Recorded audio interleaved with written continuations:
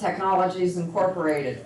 He has over 35 years of experience in the water, wastewater emissions and product purification treatment systems. He has experience in technical sales, sales management, product management, process development, and process applications that support covering a wide range of technologies with a focus on the exchange, absorption, and can't read my separation, biological and membrane treatment systems.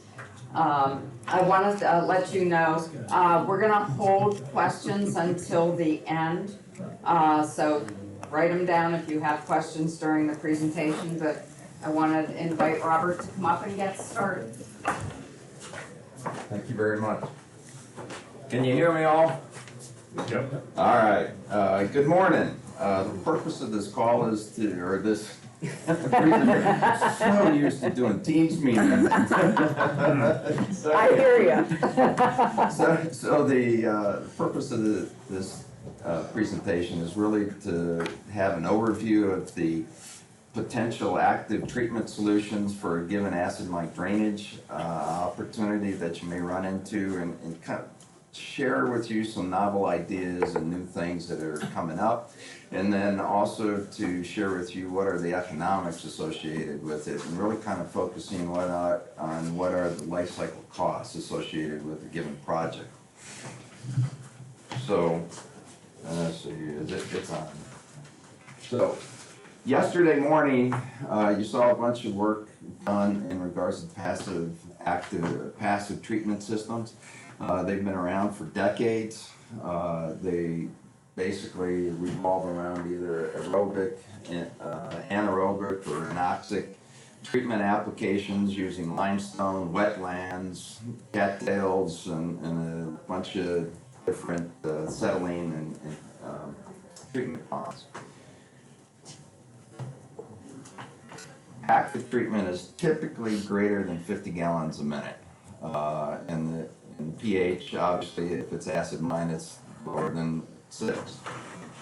But there's also a question of what else is in the water. Is there selenium? What is the acidity or alkalinity of the water? Are there any currently rare earth elements? Has become more of a pressing issue for the DOT in particular. And is there anything else that we need to treat in the water to make it suitable for discharge? So we start every time with the feed water chemistry, and the most important thing is to get a complete picture of what is that feed water chemistry. That includes what are the cations, calcium, magnesium, the metals, iron, aluminum, cobalt, zinc, etc., etc. What are the anions? What is the BOD, the COD? What is the ORP? How much oxygen is in the water? Because that will affect a lot of the different processes. What are the suspended solids? Is it full of silt and clay and dirt, or is it pretty clean? What is the pH? Obviously, temperature. Temperature affects kinetics for a lot of the processes, so you kind of want to know what the temperature is. And then as we all know, the flows, there may be a minimum flow rate coming out of the stream, a average flow rate, and sometimes a maximum. And sometimes that delta is pretty big. So when you start looking at that, you always have to look at what are the hydraulic rate requirements, and how do you size systems to go from 400 to 4,000 as they were doing for the Susquehanna project. So that's a huge swing. So you got to take that into consideration. So active treatment options, when you have a pH usually 2 to 6, and no Res, no selenium, no other real contaminants other than the iron and the aluminum and the low pH. Typical process has been traditional lime softening, right? And you've seen multiple examples of those around the Appalachia area. An alternative to that is what is known as a high-density sludge process. and we're going to get into the details and the differences between the two here in a little bit. And the third one is a limestone lime neutralization process. They all use the same basic equipment configuration, but it's all on operating economics associated with a given application. So, what do you do when you have selenium? Selenium in acid mine is somewhat of a challenge because you're not taking it out through a lime softening process. It will stay in solution. That's usually in the selenate form, and which is the fully oxidized 6 form, and it is hard to treat, particularly when you have a high sulfate background. If the sulfate background is about 800 ppm or less, we use a process called an AMRS with SMI media. SMI stands for sulfur modified iron. It's a zero valent iron that has been modified and the catalyst added to the product. It's a very specialized product and it is expensive, but it is highly effective, and I'll get into the details in regards to that. When the sulfates get higher, we use a Ferrolock ZVI media. It isn't as reactive to the sulfate concentration as the other media is, but it requires a whole lot more empty bed contact time or retention time, so the equipment gets much bigger and much taller, requiring those considerations as you go into the installation of the particular system. If the pH is really neutral, you can do it biologically through a fluidized bed reactor. In this particular case, the fluidized bed reactor uses the selenium as part of the metabolic process, and the bacteria, the selenium becomes trapped into the biomass, and that's how it's removed. Rare earth elements. The concentration of the rare earth elements pretty much needs to be above 700 ppb at total rees, depending on what are the rees constituents. There's 17 of them that are considered rare earth elements, although they're really not that rare, but that's what they're considered.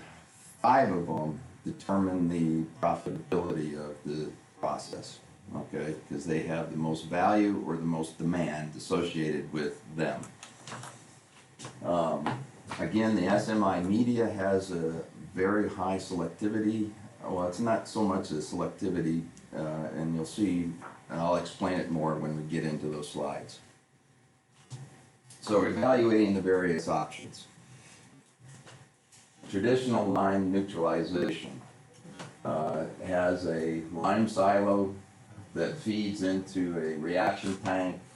You have a flock tank going into the clarifier. The effluent of the clarifier goes to discharge, and you have the solid. Sometimes you have a thickener, and then the solids, which really aren't that much solid, because it's only 2 to 3% solids.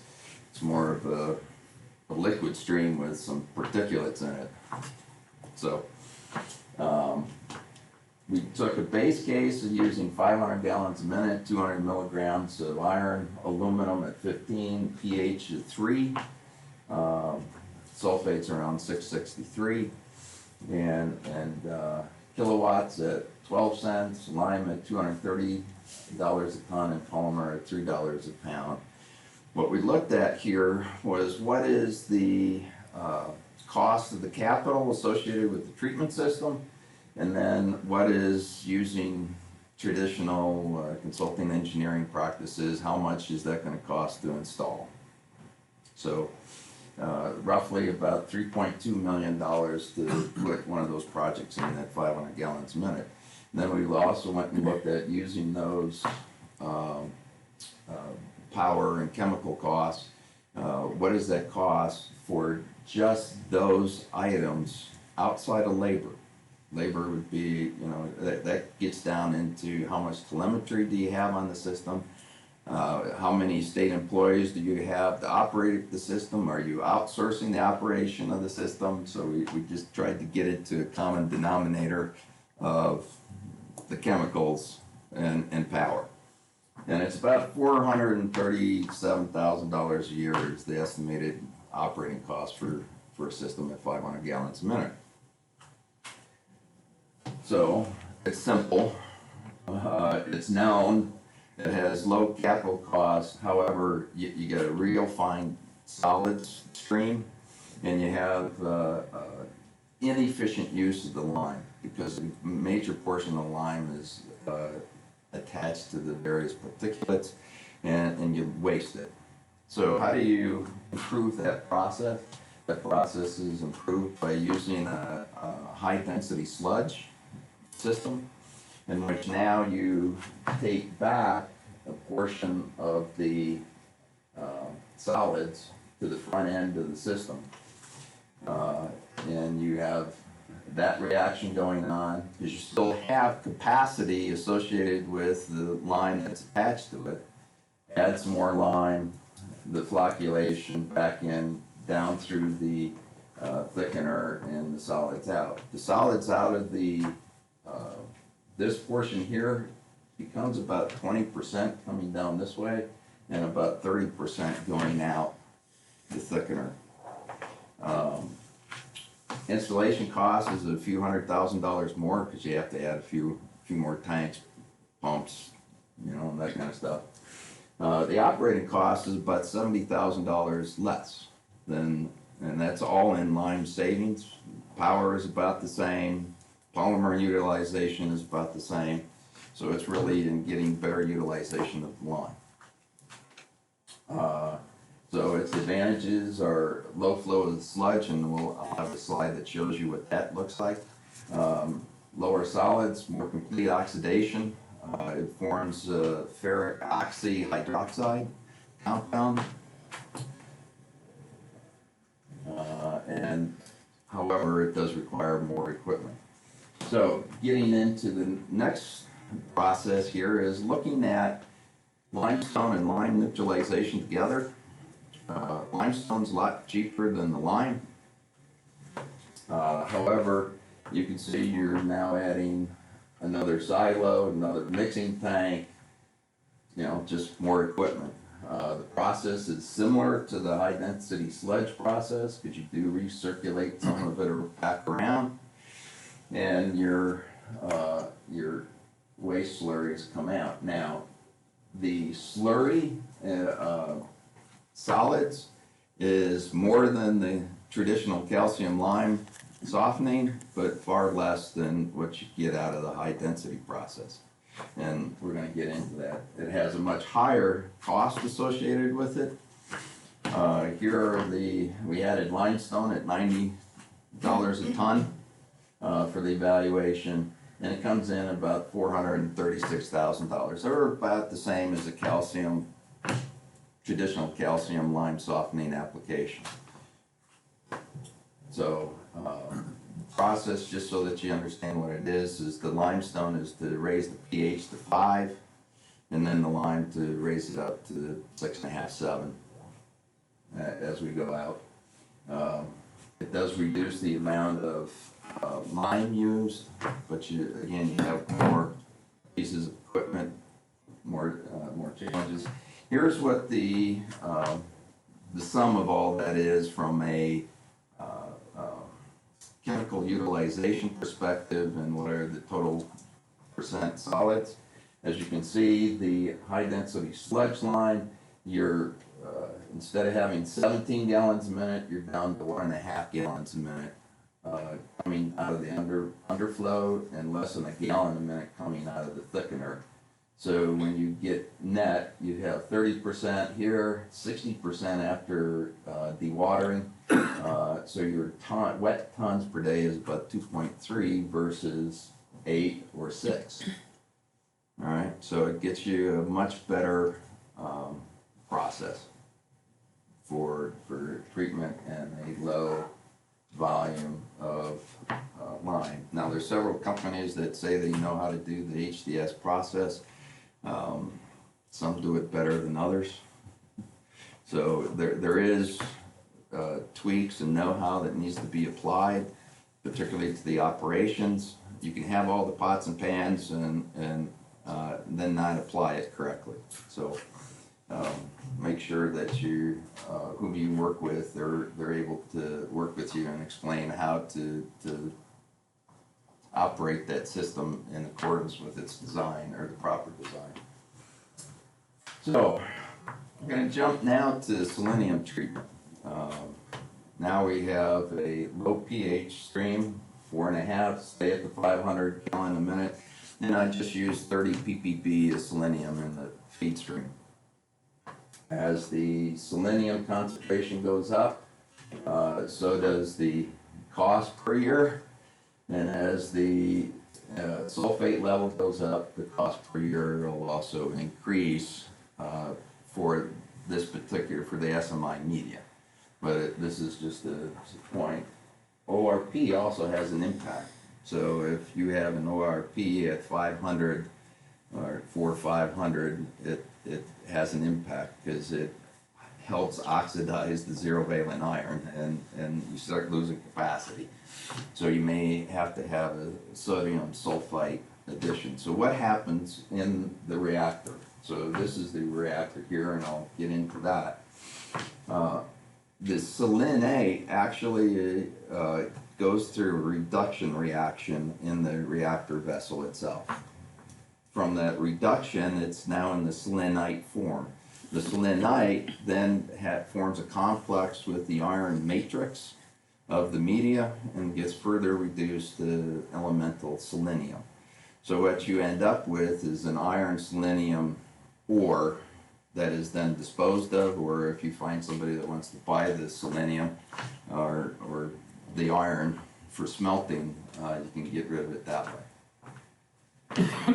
So the process is pretty traditional water treatment, a multimedia filter to take care of total suspended solids, a granular activated carbon vessel for taking out TOCs. You got to go to an equalization tank because this is an upflow process. You got to repressurize it and repump it up. And the other aspect of this is through the operations, the media, you're trying to maintain a 3 to 5% fluidization of the media. Through the reaction process, it wants to collapse on itself. So if every day or every other day for 5 to 10 minutes you do what is known as a fluffing step, and you fluff up the media to release the particulates, superfines that have been released, some of the gases that are formed.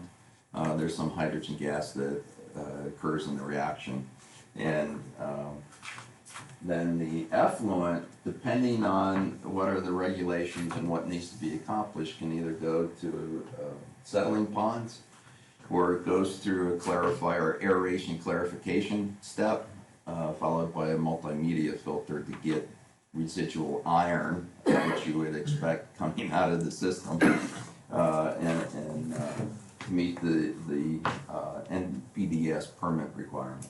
So the system is about $2.5 million or so for that particular application, and the operating cost is about $84,000 a year. The biggest part of it is this, the media. It's not that you actually spend $84,000 a year on media, because it comes in big chunks and it lasts several years. So it's, but I just averaged it out based on the projected throughput of media. So what is the advantage of it? In the process, it's forming hydroxyl radicals, OH, that raise the pH 1.5 to 2 pH units in the process. So you don't have to add chemicals to get the pH up to 5.5, 6, or higher. It can be designed to fit into a Connex box, or you can put it in a building. based on the feed characteristics and the water quality, it'll be less than 5 ppb. Most of the time it's non-detect coming out of the system, and we've seen it all the way up to 200 ppb coming out as non-detect. So, but your empty bed contact time changes. You need longer. The other aspect of it is you have about 40 to 60 milligrams per liter coming out of iron. So that is typically higher than what you want in an NPDES permit, so you have to remove that also. When you use the the Spherolock media, the ZVI, the alternative, it's the same basic process. It's virtually the same process flow diagram. However, the size of this vessel drastically changes, both in diameter and height, because you need the hydraulic lift rate required is different between the two medias, and also the empty bed contact time is different. For the SMI media, it's typically anywhere from 8 to 15 minutes, depending on the feed concentration. And for this, it's 30 to 45 minutes. So it becomes a big difference in the size of the vessel, the depth of the media, all that stuff. But notice, the cost of the media is much less. All right? Significantly less.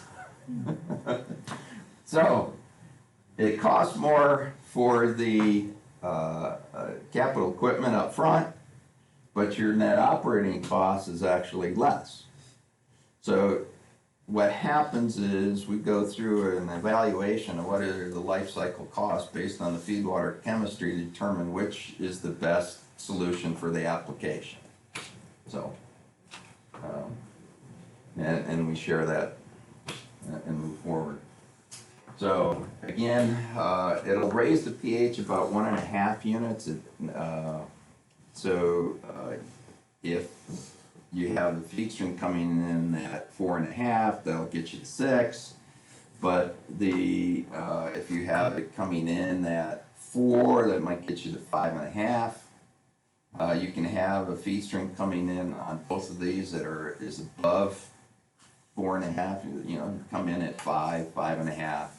That's fine.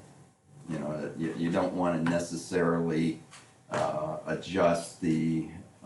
Some cases you may have to adjust the pH down a little bit to get the process to work correctly and get the capacity that you're looking for.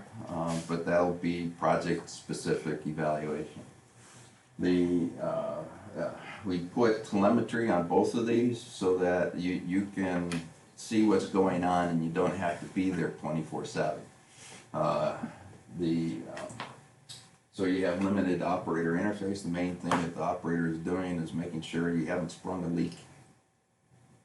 You know, so an operator could probably maintain 3 to 6 sites, and it's the driving time between them that may be the issue. And they don't always have to be there every day. So, the iron effluent is actually less, somewhere in the 5 to 10 milligram per liter area. It's still a little bit above what you would want for an NPDES permit discharge. That's why we still have the pond or the back end post-treatment system. Challenge is you either got to put it in a building or a little pole barn, just tent, something, just so that the main elements are kept away from it. So, rare earth elements. What I did in rare earth elements is, and trying to explain the process here, is you really have a low pH coming in at about 2.5 to 3 for it to have good weed concentrations typically. And what happens is, in the process, we do have to raise the pH to about 4, otherwise it burns up the media a little too much. So we raise it up to 4. That's just when the iron starts to crash out of the system. All right. Through the system, the pH rises another 1.5 to 2 pH units, and then through that process, the rare earth elements both crash, precipitate, they form complexes with the zero valent iron, and they crystallize. So, what happens then? You basically are packing all of that into the, and I'm going to call this an ore, to a fairly high concentration, somewhere around 300 milligrams per gram is what the current estimates are, and there's pilot trials going on now to figure out what is the actual maximum capacity, and it takes years to get there. So installation cost is about 2.8 million. It's a little more than the other stuff. There's a little more that has to be done, particularly on the back end, the post-processing, because some of that sludge has some of the rare earth elements in it also that are bound to the iron that is the iron fines. And if you're trying to get 99% of the recovery, which this can do, then you can do that. So from an economic standpoint, the way I looked at this is this ore, mainly, looking at just the ore, has value. It has a total mass of rare earth elements, zinc, cobalt, nickel, all of it is on it, and a high volume of iron, right? So it's an iron ore with a lot of other metals on it. There's facilities out there that'll pay you for it. We estimated about 30% of the total market value of the metal, somewhere in that range, 25, 30%.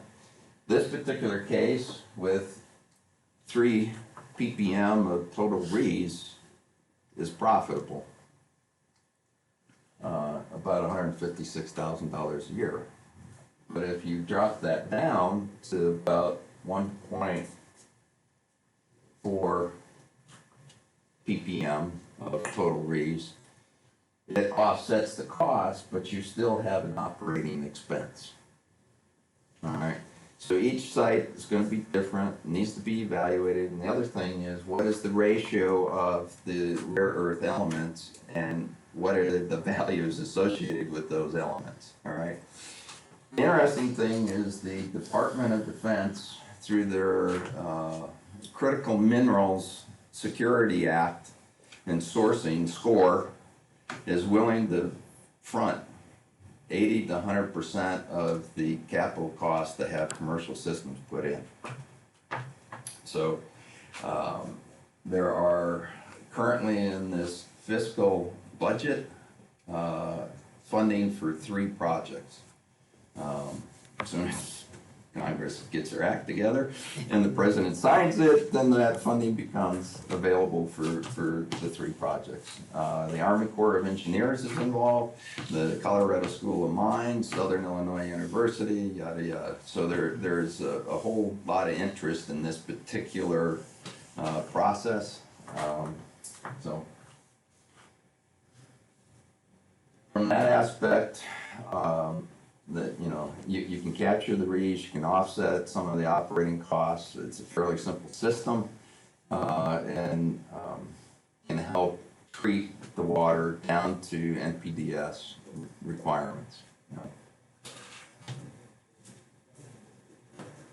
So, as a summary and looking at this overall, as you can see that it takes about $2.5 to $3.5 million to put in a system. Right, and it's just the way it is. That funding can come from the AML fund, from various state or federal funding opportunities. The HDS process is the most economical life cycle solution for non-selenium applications. You can treat for selenium, and you can treat for Re and offset the operating costs. As you can see, if there was no you still got 2.8 million, it's about $400,000 that, would cost to operate that. So that's how much the is contributing to that particular site, okay? So, less than 5, you can find the solution. HDS is a better life cycle solution. Selenium and are viable opportunities. So, you guys have any questions? Any questions? Did I explain everything well? Oh, there we go. You know, AMD discharges that flow 500 gallons per minute and at pH 2.5. I know none in the bituminous anthracite region. There are places that Low pH at that low pH that exist, yes. and that flow rate, okay? Yeah, I have, now, some of the challenge is, some of that is on private land, and like the one that had 3.1 milligrams per liter, that's in western Kentucky. It's on the, what coal seam that is, that goes through southern Illinois and into western Kentucky and southwest Indiana. The geology dictates what is, because as what the water passes through geologically is what determines the concentration and the pH as the pyrite dissolves. What were their gob piles? How do those gob piles drain? What influences that? There's even looking at doing lateral drilling into the base of the gob piles and getting it closer to the source. So there's a lot more activity going on in this arena that's been kind of quiet. Paul Simkevich, University West Virginia, University of West Virginia, he has a different process. It's more of his chem process that he does. He raises the pH to 4 point something using a lime softening process, basically.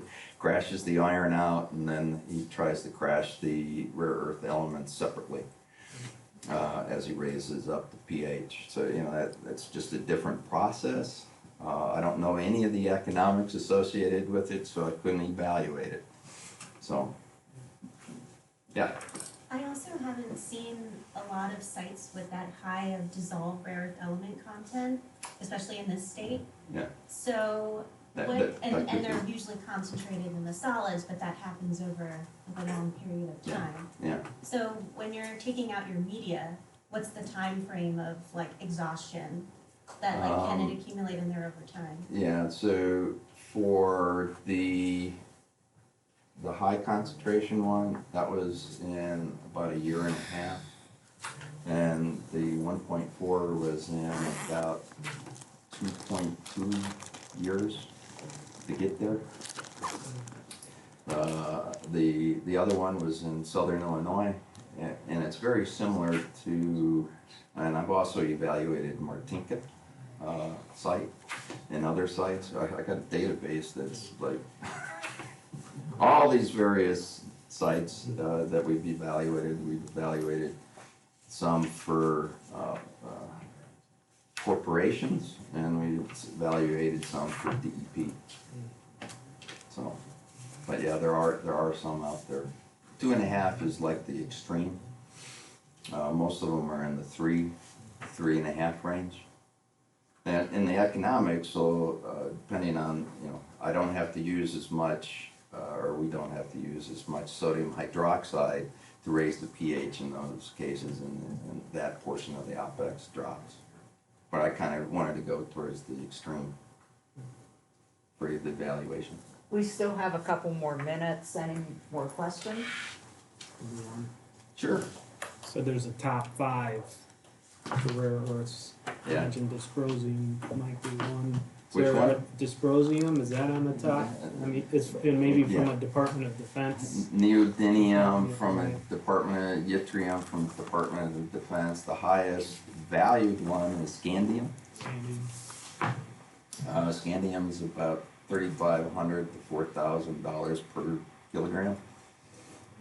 So it's, now for those you may or may not know, scandium aluminum oxide is used in the, for aeronautics. It's in the Creep resistance. Su-29 fighter jet. It may be in the F-35. Nobody's told me exactly.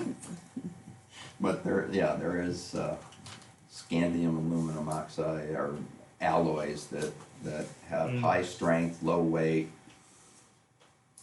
I wouldn't be surprised that's creep resistance as well, like at high temperatures. Yeah, Scandium pins. Yeah, penetrates yeah. and- So, Other questions? All right, well, thank you very much. all right, thank you.